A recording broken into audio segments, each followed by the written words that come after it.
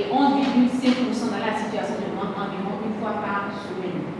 Présenter les résultats de l'évaluation par les citoyens de la prestation de services dans les secteurs de l'eau, l'énergie et la justice administrative, tel est l'exercice du consortium des organisations de la société civile, porteur du projet d'appui à la gestion des investissements publics et à la gouvernance, ce mardi 31 mars 2020. Le projet PAGIP-G, dans son volet d'intervention, a une composante dédiée à l'appui au financement axé sur les résultats. Sur cette composante, il y a un certain nombre de projets qui ont été identifiés dans les 3 secteurs que vous venez d'énumérer pour bénéficier d'une attention particulière pour que leur mise en œuvre puisse impacter positivement les populations.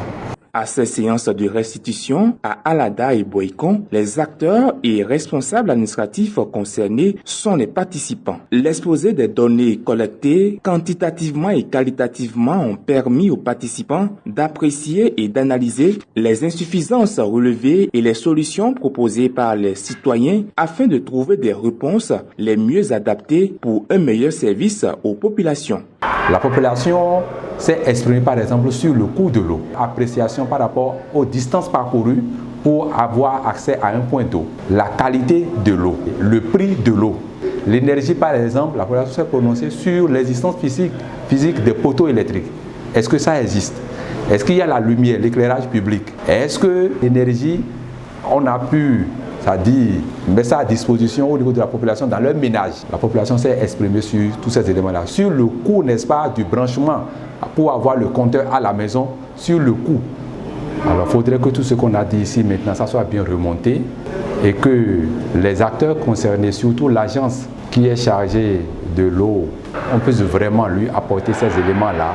Ça a été un travail à la chaîne pour qu'on se retrouve à ce niveau-là de restitution et au niveau départemental et qui sera poursuivi aussi au niveau national en vue de nourrir vraiment le dialogue avec les acteurs de l'offre que sont les différents responsables au niveau des métiers sectoriels qui sont donc responsables de ces projets d'investissement public. Au thème des débats, les participants ont fait des recommandations au consortium qui apprécie d'ailleurs le travail effectué sur le terrain.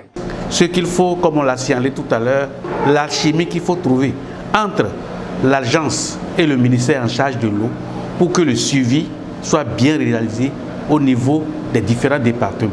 C'est ce travail-là qui reste à faire. Ça a été recommandé par le consortium. Je pense qu'il faut soutenir cela et que le suivi des ouvrages soit vraiment bien réalisé au niveau des différents départements. Le nouveau projet qui en réalité est là pour appuyer les structures de veille. C'est un élément d'appui des structures de veille parce que c'est un projet qui nous a beaucoup éclairé. C'est un projet qui nous a donné quelques éléments qu'il faut utiliser sur le terrain et permettre à la population d'être à l'aise. Donc nous louons vraiment l'effort du gouvernement et nous pensons que si on peut continuer dans ce sens, la population trouvera beaucoup plus de satisfaction en matière d'eau et d'énergie. Ils ont indexé nos prestations. Aujourd'hui, si tu viens demander un branchement à la SONEB et que tu payes, tu fais la demande.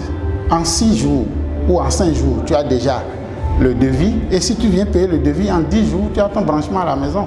Et ça, c'est des indicateurs que nous notons, que nous renseignons. Donc, moi, je pense que dans sa présentation, au contraire, tout ce qu'il a évoqué comme difficultés liées à l'eau en milieu urbain, moi, je pense que c'est des points positifs qu'il faut améliorer. C'est vrai que tout n'est pas parfait, mais nous faisons des efforts quand même pour donner satisfaction à la clientèle.